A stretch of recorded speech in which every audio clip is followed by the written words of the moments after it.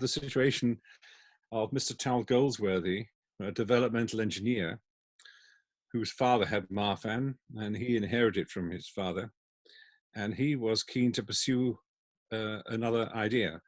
And this gave rise to what we call the personalized external aortic root support, which is a mouthful, but shortened to PEARS, which is easier to remember. But the key thing is, A, that it's personalized to the patient. And the other thing is that the nature of the material that we use to put around the aorta, although it's the same as the dacron, the textile is completely different. So it is macroporous. It has 0.7 millimeter holes. It's rather like a colander or a sieve, but in the form of a sleeve.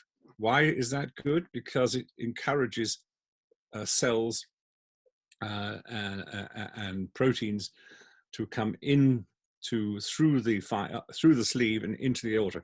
It really strengthens the aorta. And so we've been pursuing that.